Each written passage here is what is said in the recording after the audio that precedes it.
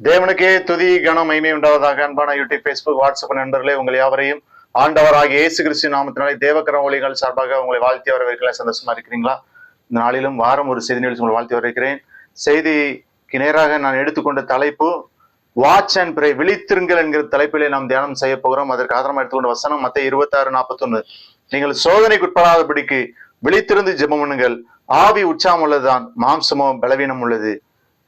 Kuan என்பவர் விலையுயர்ந்த பொருட்களை தன் வீட்டில் வைத்திருந்தார்.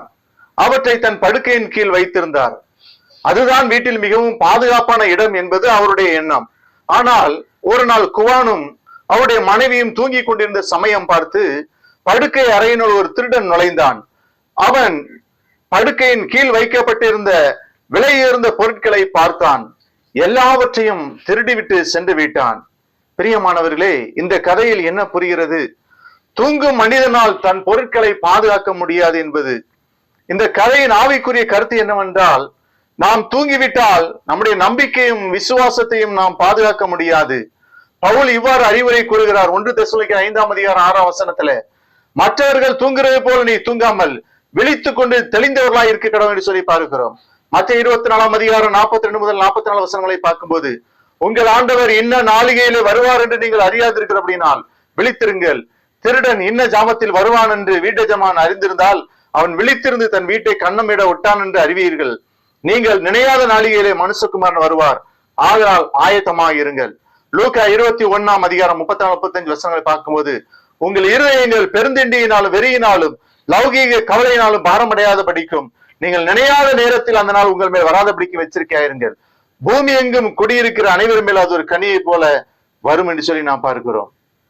பிரியமானவர்களே, பவுல் கொரிந்தியருக்கு எழுதுகிறான் 1 கொரிந்தியர் 16:13 விழித்திருங்கள், விசுவாசத்திலே நிலைத்திருங்கள் என்று சொல்லி பார்க்கிறோம். நாம் விழித்திருந்து ஜெபிக்க வேண்டும். பிரியமானவர்களே, ஆண்டோடைய முதலாவது பார்க்கின்ற பொழுது ஆண்டோடைய வருகையை சந்திக்க விழித்திருந்து ஜெபிக்க வேண்டும். மார்க் 13:32-33 பார்க்கும்போது, வானமும் பூமியும் ஒளிந்து போகும், என் வார்த்தைகளோ ஒளிந்து போவதில்லை. அந்த நாளையும் அந்த நாளிகையும் பிதா ஒருவர் தவிர மற்றொருவனும் அறியான், பரலோகத்தில் உள்ள தூதர்களும் அறியார்கள், குமாரனும் அறியார். அக்காலத்தில் நீங்கள் அறியாதபடியால் எச்சரிக்கையாயிருங்கள், விழித்திருந்து ஜெபம் பண்ணுங்கள், விழித்திருந்து ஜெபம் பண்ணுங்கள். வாட்ச் அண்ட் பிரே.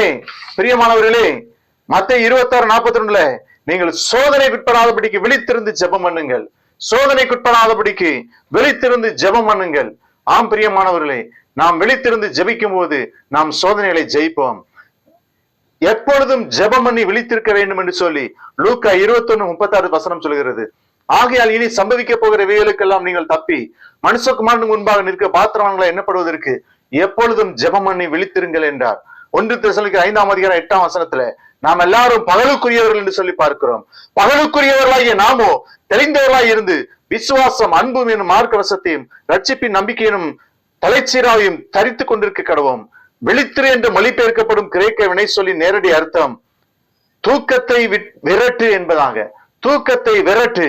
ஆம் பிரியமானவர்களே, நாம் விழித்திருந்து விசுவாசத்தில் உறுதியாக இருந்து பிசாசுக்கு எதிர்த்து நிற்க வேண்டும். 1 பேதுரு 5:8-9 பார்க்கும்போது, தெளிந்த புத்தி உள்ளவராய் இருங்கள், விழித்திருங்கள், ஏனெனில் உங்கள் எதிராளியாகிய பிசாசானவன் கெர்ச்சிக்கிற சிங்கம் போல எவனை விழுங்கலாம் என்று சொல்லி பகைதடி சுற்றித் திரிகிறான். விசுவாசத்தில் உறுதியாய் இருந்து அவனுக்கு எதிர்த்து நில்லுங்கள். ஆம் பிரியமானவர்களே, பிசாசுக்கு எதிர்த்து விழித்திருந்து விசுவாசத்தில் உறுதியாய் இருந்து பிசாசுக்கு எதிர்த்து விழித்திருந்து ஜெபிக்காவிட்டா பிசாசு நம்மை மேற்கொண்டு விடுவான். பிரியமானவர்களே, ஆகவே நாம் எப்பொழுதும் ஜெபம் பண்ணி விழித்திருக்க வேண்டும். அப்போஸ்தலர் 20:31 சொல்கிறது, ஆனபடியால் நான் 3 வருஷ காலமாய் இரவும் பகலும் கண்ணீரோடு இடைவிடாமல் அவனவனுக்கு புத்தி சொல்லி கொண்டு வந்ததை நினைத்து விழித்திருங்கள் என்று சொல்லி நாம் பார்க்கிறோம். ஆகவே பிரியமானவர்களே, விழித்திருந்து ஜெபிங்கள், சோதனைக்குட்படாதபடிக்கு விழித்திருந்து ஜெபம் பண்ணுங்கள். பிரியமானவர்களே, ஆவி உற்சாகம் உள்ளதுதான், மாம்சமும் பலவீனம் உள்ளது. ஆகவே நாம் விழித்திருந்து ஜெபிப்போம். கர்த்தர் நம்மை ஆசீர்வதிப்பார். ஜெபிப்போம். அன்பின் ஆண்டவரே, வசனத்தை கேட்ட பிள்ளைகளை ஆசீர்வதியும். இயேசு நாமத்தில் ஜெபிக்கிறோம். Thank you friend. God bless you.